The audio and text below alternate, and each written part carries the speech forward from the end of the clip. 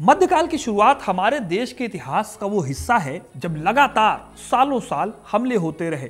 इन हमलों में लोगों की जानें गई, मंदिर तबाह हुए और इस बीच में देश में इस्लामिक शासन की स्थापना हुई।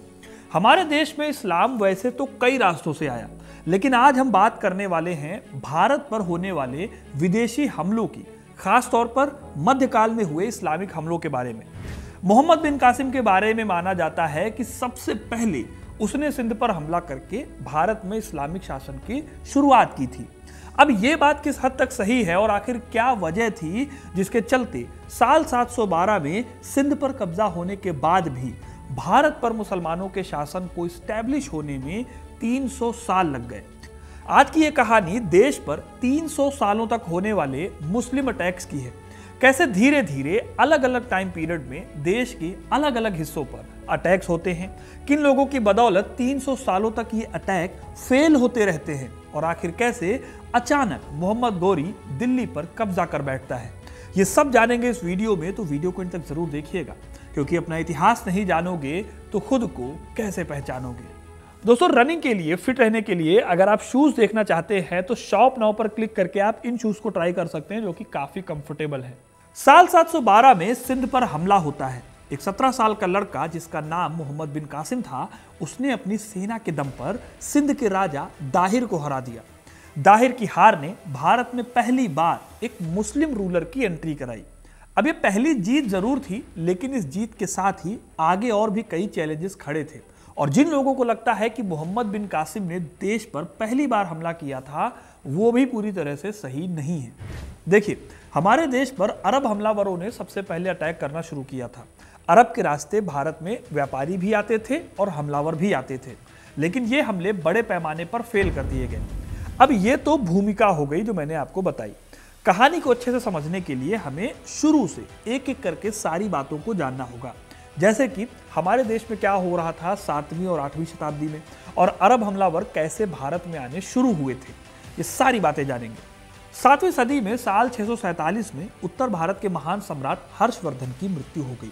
उनकी मृत्यु से भारत में मध्यकाल की शुरुआत मानी जाती है, क्योंकि नॉर्थ इंडिया को एक करने वाले हर्षवर्धन की मृत्यु के बाद उत्तर भारत कई अलग अलग राजाओं के कंट्रोल में आ गया था। पॉलिटिकल स्टेबिलिटी की कमी थी, जिसकी वजह से राजा महाराजा आपस में लड़कर अपनी ताकत को बढ़ाने में लगे रहते थे। देश में पाल, प्रतिहार और राष्ट्रकूट राजाओं की लड़ाई चल रही थी। इतिहास में इसे त्रिपक्षीय संघर्ष कहा जाता है, जो करीब 200 सालों तक चला था। ठीक इसी टाइम पर अरब में इस्लाम का उदय हो चुका था। पैगंबर मोहम्मद साहब की रुखसती हो गई थी और मोहम्मद साहब के बाद इस्लाम को फैलाने की जिम्मेदारी रशीदुल खलीफा के कंधों पर आ गई थी। खलीफाओं ने सबसे पहले अरब के क्षेत्र को जीतना शुरू किया और जब उन्होंने अरब के एक बड़े हिस्से को जीत लिया, तब वो आगे दुनिया के दूसरे हिस्सों की ओर बढ़े। इसमें एक हिस्सा उस दौर के पश्चिमी भारत का भी था, जो कि आज पाकिस्तान में पड़ता है। शुरुआत में खलीफा ने इसलिए हमले किए ताकि इस्लाम की ताकत और उसकी प्रेजेंस को इस्टेब्लिश किया जा सके। हालांकि ये हमले शुरुआत में कामयाब नहीं हुए। एग्जाम्पल के लिए अगर देखा जाए तो जो पहले खलीफा थे अबू बकर और जो दूसरे खलीफा थे उमर, उनके टाइम पर ये हमले बड़े पैमाने पर नहीं हुए, लेकिन तीसरे और चौथे खलीफा यानी उस्मान और अली ने अपने हमलावरों को इस ओर भेजा था। इसका एक सबूत इतिहासकार बालाधुरी देते हैं, जो कि बताते हैं कि साल 637 में भारत पर पहली बार हमला किया जाता है अरब हमलावरों के द्वारा। यह हमला तहान यानी कि आज के बॉम्बे शहर पर हुआ था। हालांकि यह हमला कामयाब नहीं हो पाया था। इसका मोटिव सिंपल था, यह दिखाना कि एक नई और ताकतवर इस्लामिक ताकत का जन्म हो चुका है। इसके बाद भड़ौच और दीबल बंदरगाहों पर भी हमले किए गए थे। फिर साल 643 में सिंध पर हमला किया गया, लेकिन ये सभी हमले कामयाब नहीं हुए। इस तरह से भारत पर नजर पहले से थी, लेकिन बार बार हार का मुंह देखना पड़ता था। कई इतिहासकारों का ऐसा भी मानना है कि उस वक्त जो अरब आक्रमणकारी भारत पर आक्रमण कर रहे थे, उनका मोटिव साम्राज्य विस्तार नहीं था। उनका मोटिव था डोमिनेंस दिखाना, यह दिखाना कि वो कितने ताकतवर हैं। लेकिन बाद में दूसरे धार्मिक आक्रमणकारियों ने सिस्टमेटिक अप्रोच के साथ कई अलग अलग हिस्सों को एक एक करके जीतना शुरू कर दिया। इस दौरान उन्होंने अरब से निकलकर काबुल तक के एरिया को अपने कब्जे में किया। 9वीं सदी के मुस्लिम इतिहासकार अल बालाधुरी के हिसाब से अरब की तरफ से कुल मिलाकर सिंध पर 15 बार आक्रमण हुए। इसमें से 14 बार ये आक्रमण फेल हो गए, लेकिन 15वीं बार एक अरब कमांडर सिंध को जीतने में कामयाब हो गया। फाइनली साल 712 में सिंध पर एक सक्सेसफुल हमला होता है मोहम्मद बिन कासिम का। इस हमले की कहानी बहुत इंटरेस्टिंग है। कासिम के सिंध पर हमला करने की दो वजह थी। एक जहाज जो उम्मय्यद खलीफा के लिए जा रहा था और दो भगोड़े जो उम्मय्यद खलीफा से बचकर भागे थे। हुआ यह कि खलीफा के अधीन आने वाले बगदाद के गवर्नर हुज्जाज ने दो लोगों को मौत की सजा सुनाई, माविया बिन हारिस अलाफी और मोहम्मद बिन हारिस अलाफी। लेकिन ये दोनों ही भाई बचकर भाग निकले और सिंध के राजा दाहिर के पास पहुंचे। दाहिर से जब इन दोनों की मांग की गई तो उन्होंने ऐसा करने से मना कर दिया। फिर इसके बाद एक और घटना होती है। ये घटना थी जहाज लूटने की। हुआ यह कि साल 705 में श्रीलंका के एक राजा ने हुज्जाज को जहाज में कुछ तोहफे भिजवाए, लेकिन इस जहाज को सिंधु नदी के दीबल बंदरगाह के पास लूट लिया गया। इस जहाज में कुछ औरतें भी थी जो भाग निकली। इस खबर के बाद गवर्नर हुज्जाज को लेटर लिखकर मदद मांगी गई। अब ये इलाका सिंध के पास पड़ता था, तो हुज्जाज ने राजा दाहिर को लेटर लिखा और उनसे लूटा हुआ माल और औरतें वापस मांगी। लेकिन राजा ने इसमें भी खलीफा को सपोर्ट नहीं किया। इसके बाद होता यह है कि खलीफा ने अपने 17 साल के भतीजे मोहम्मद बिन कासिम को भेजा दाहिर को सबक सिखाने के लिए। फिर अरब के रास्ते होते हुए मोहम्मद बिन कासिम ने खलीफा के लिए कई जगहों को जीता और फिर आखिर में वो सिंध पहुंचा साल 711 में। पहले साल 711 में दोनों के बीच भिड़ंत होती है, लेकिन इस लड़ाई में दाहिर जीत जाते हैं और कासिम की बुरी तरह से हार हो गई। हालांकि अगली लड़ाई जो साल 712 में हुई उसमें राजा दाहिर की हार होती है और सिंध पर कब्जा हो जाता है मोहम्मद बिन कासिम का। इसके बाद कासिम ने मुल्तान पर भी कब्जा कर लिया और इसे भी अपने कंट्रोल में ले लिया। इस तरह से अगर देखा जाए तो वेस्टर्न इंडिया के एक हिस्से पर इस्लामिक सत्ता की शुरुआत हो चुकी थी। अब ये स्टोरी जो आपको मैंने बताई है शॉर्ट में है। अगर आपको डिटेल में स्टोरी जाननी है तो आप आई बटन पे क्लिक करके देख सकते हैं, जहां पर मैंने डिटेल में इस लड़ाई के बारे में बताया है। साथ ही साथ ये भी बताया है कि कैसे कासिम को रिटेलिएट किया गया था। अच्छा, अब अगर आप ध्यान दें तो ज्यादातर कहानी हमेशा मोहम्मद बिन कासिम के बाद सीधे महमूद गजनवी की सुनाई जाती है, जिसके बारे में कहा जाता है कि उसने भारत पर 17 बार हमले किए। लेकिन यहाँ सवाल आता है कि महमूद गजनवी ने भारत पर हमले करने शुरू किए थे साल 1000 के आसपास, यानी 11वीं शताब्दी में, और कासिम ने सिंध पर कब्जा किया था साल 712 ईस्वी में। तो करीब 300 सालों तक मुस्लिम हमले क्यों नहीं हो रहे थे? आखिर मोहम्मद बिन कासिम के बाद अरब हमलावर भारत पर अटैक क्यों नहीं कर पा रहे थे? देखिए, जब कासिम ने मुल्तान और सिंध को जीता तो उसके कुछ ही समय बाद एक षड्यंत्र के तहत मार दिया गया उसे। यह कहानी भी इस वीडियो में आपको मिल जाएगी, आप लिंक पर क्लिक करके इसे देख सकते हैं। तो कासिम और दाहिर की मृत्यु के बाद दाहिर के बेटे जय सिंह ने विद्रोह करना शुरू किया। उसने एक सेना जुटाई और सिंध के ब्राह्मणाबाद पर कब्जा कर लिया। इस तरह से दाहिर के बेटे ने विरोध करने की कोशिश तो की, लेकिन उसे कोई कामयाबी नहीं मिली। जब जय सिंह ने विद्रोह किया तो उम्मय्यद खलीफा ने सिंध के गवर्नर को जय सिंह से लड़ने के लिए भेजा। इसके बाद जुनैद, जो कि उस समय सिंध का गवर्नर था, उसने जय सिंह को हराया और बहमानाबाद पर कब्जा कर लिया। फिर जय सिंह को हराने के बाद और सिंध में अपनी जड़ें मजबूत करने के बाद जुनैद ने सोचा कि अब भारत के अंदरूनी हिस्से में इस्लाम का प्रसार किया जाए। इसके लिए जुनैद ने सिंध से आगे की ओर बढ़ना शुरू किया, लेकिन यह राह आसान नहीं थी। दरअसल दोस्तों, 8वीं और 9वीं सदी में भारत में गुर्जर, प्रतिहार, चालुक्य और राष्ट्रकूट जैसे राजवंशों का शासन था। ये सभी राजवंश आपस में लड़ते जरूर थे, लेकिन बहुत ज्यादा ताकतवर थे। इसलिए जब सिंध के रास्ते होते हुए जुनैद की सेना गुजरात की ओर बढ़ी और प्रतिहार राजा नागभट्ट प्रथम से लड़ाई लड़ी तो जुनैद को करारी हार मिली। मिहिर भोज के ग्वालियर शिलालेख के अनुसार नागभट्ट ने एक म्लेच्छ आक्रमण को निष्फल कर दिया। इन म्लेच्छों को दरअसल अरब मुस्लिम आक्रमणकारियों के रूप में ही दिखाया जाता रहा है। साल 738 में राजस्थान के युद्धों में नागभट्ट की बहुत बड़ी भूमिका थी। इसी तरह से अलबालाधुरी भी उज्जैन पर हुए हमलों के बारे में बताते हैं, जिसमें जुनैद की सेना की हार होती है। नागभट्ट प्रथम की मृत्यु के बाद अरबों ने एक बार फिर भारत में घुसने का प्रयास किया, लेकिन नागभट्ट द्वितीय ने भी उन्हें परास्त कर दिया। उन्होंने गुजरात और कन्नौज के इलाकों में अरबों की सैन्य गतिविधि को पूरी तरह फेल कर दिया।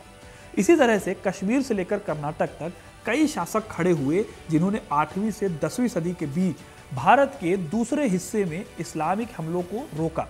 महाराष्ट्र और गुजरात के एक हिस्से में राष्ट्रकूट वंश ने भी बड़े पैमाने पर अरब हमलावरों को रोकने का काम किया। जब अरब हमलावरों ने गुजरात और महाराष्ट्र के समृद्ध इलाकों को हथियाने की कोशिश की तो राष्ट्रकूटों की बड़ी सेना और उनकी मिलिट्री स्ट्रेटजी के आगे अरब हमलावरों की एक नहीं चली। राष्ट्रकूट राजा ध्रुव प्रथम, जिन्होंने साल 780 से 793 तक रूल किया, और गोविंद तृतीय, जिन्होंने 793 से 814 तक रूल किया, उन्होंने इन सभी हमलावरों को रोकने का काम किया। इन दोनों ने कई लड़ाइयां सिंध में मौजूद अरबी सेनाओं से लड़ी। इन लड़ाइयों में राष्ट्रकूटों ने उन्हें समुद्री रास्तों और वेस्टर्न कोस्ट से भगा दिया। इसके बाद राष्ट्रकूटों ने अपनी नेवी को और मजबूत किया, जिसके बाद समुद्री रास्ते से अरब सेना की घुसपैठ कम हो गई। अरब हमलावरों ने दक्षिण भारत की ओर भी हमले जारी रखे। साल 737 में नवसारी की लड़ाई में चालुक्य सेनापति पुलकेशिन ने अरबों को रोक लिया। नवसारी आज के टाइम पर गुजरात के आसपास पड़ता है। इसके बाद साल 740 में प्रतिष्ठान की लड़ाई होती है। इस बार पैठन नाम की जगह पर पुलकेशिन की सेना ने अरबों की पूरी सेना को ही खत्म कर दिया। इस हार के बाद अरबों की भारत में आगे बढ़ने की कोई हिम्मत नहीं हुई। इस तरह से दोस्तों 8वीं से लेकर 10वीं सदी तक तो अरब हमलावर बड़े पैमाने पर हमले कर रहे थे, जिन्हें मुंहतोड़ जवाब भी मिला। लेकिन 10वीं सदी के बाद एक अलग तरह का चैलेंज आया। भारत और अरब दोनों ही जगहों पर कई बदलाव हुए, जिन्होंने आगे चलकर महमूद गजनवी की नींव रखी, भारत पर हमले की। हुआ यह कि 10वीं सदी के बाद भारत की बड़ी ताकतें, जो अरब हमलावरों को रोक कर रखे हुई थी, वो कमजोर होने लगी। राष्ट्रकूट, प्रतिहार, चालुक्य जैसे राजवंश, जिन्होंने 2 सदियों तक इन्हें रोक कर रखा, वो भी अब उतने ताकतवर नहीं रहे थे। लेकिन इसी टाइम पर अरब में मौजूद उम्मयद खलीफा भी कमजोर हो गया था। उम्मयदों के कमजोर होने से सिंध पर उनकी पकड़ ढीली होती चली गई, जिसके चलते सिंध में लोकल आबादी के रूलर्स ने दोबारा सिंध को अपने कब्जे में कर लिया। फिर गुजरात में सोमनाथ, कच्छ और गुजरात के हिंदू राजाओं ने भी अरबों का प्रभाव कम कर दिया। इधर जब उम्मयद कमजोर पड़े तो मिडिल ईस्ट में तुर्की और ईरानी शक्तियां तेजी से ताकतवर होती गई। तो हुआ यह कि 10वीं सदी आते आते भारत पर मुस्लिम हमलों का नेचर और उनका रास्ता बदल गया। अब भारत को तुर्क और अफगान राजाओं से खतरा था। इसी बीच साल 870 में ईरान में सफाविद राजवंश की स्थापना करने वाले याकूब बिन लैस सफारी ने सिंध पर हमला कर दिया और इसे जीत लिया। हालांकि वो भी सिंध से आगे नहीं बढ़ पाया। लेकिन 10वीं सदी में एक और बड़ा बदलाव तब आया जब साल 963 में भारत पर अलप्तगीन ने गजनी में एक स्वतंत्र तुर्क साम्राज्य की स्थापना की। इन्हीं अलप्तगीन का गुलाम था सुबुक्तगीन, जिसने साल 977 से 997 के बीच हिंदू शाही राजाओं के खिलाफ जंगें लड़ी। उसने हिंदू शाही राजा जयपाल को हराया और सिंध में जैसे इस्लामिक सत्ता की स्थापना हुई थी, उसने पंजाब में पहली बार इस्लामिक सत्ता का आधार तैयार किया। इन्हीं सुबुक्तगीन का बेटा था महमूद गजनवी, जिसने लगातार 17 बार भारत पर आक्रमण किया और सोमनाथ सहित कई दूसरे मंदिरों को लूटा। महमूद गजनवी की कहानी भी मेरे चैनल पर पड़ी हुई है, आप चाहे तो इस लिंक पर क्लिक करके देख सकते हैं। इस तरह से दोस्तों अरब हमलावरों से निकलकर भारत पर मुस्लिम हमलावरों की कमान तुर्कों के हाथ में आ गई। तुर्कों में महमूद गजनवी ने मुल्तान और पंजाब के रास्ते होते हुए भारत के कई हिस्सों को जीता। साल 1006 में उसने मुल्तान को जीता, 1007 में उसने भटिंडा को हराया। उसने पंजाब की पहाड़ियों में नगरकोट पर 1011 में हमला किया और 1014 में थानेसर पर कब्जा कर लिया।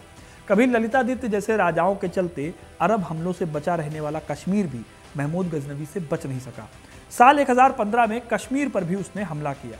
ऐसे ही उसने मथुरा और दूसरी जगहों को हराते हुए 1021 में कन्नौज जैसे इंपॉर्टेंट शहर को जीत लिया। साल 1025 में उसने फाइनली सोमनाथ मंदिर पर हमला किया और उसे भी लूट लिया। इस तरह से महमूद गजनवी ने तुर्क हमलावरों को यह संदेश दिया कि भारत को भी जीता जा सकता है।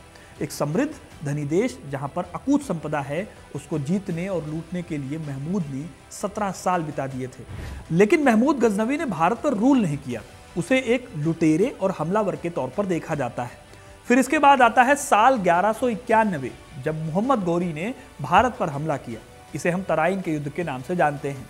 अब 1191 में तराइन की पहली लड़ाई में भले ही हार हुई थी मोहम्मद गौरी की, लेकिन इसके बाद 1192 के युद्ध में पृथ्वीराज चौहान तराइन की दूसरी लड़ाई हार गए और इस तरह से भारत में पहली बार दिल्ली की गद्दी पर मुस्लिम शासन की स्थापना हुई। इसके चलते आने वाले करीब 300 सालों तक दिल्ली सल्तनत पर 5 अलग अलग राजवंशों ने शासन किया और फाइनली मुगल वंश की स्थापना होती है साल 1526 में। इस तरह दोस्तों भारत पर अरब और तुर्क 2 तरह के हमलावरों ने हमले किए, लेकिन असली कामयाबी तुर्कों को मिली थी। अब ये कहानी आपको कैसी लगी कमेंट करके ज़रूर बताइएगा। वीडियो को लाइक और शेयर करना ना भूलें और ऐसी इंटरेस्टिंग कहानियों के लिए, इतिहास से जुड़े रहने के लिए हिस्ट्री कनेक्ट को सब्सक्राइब जरूर करें। धन्यवाद।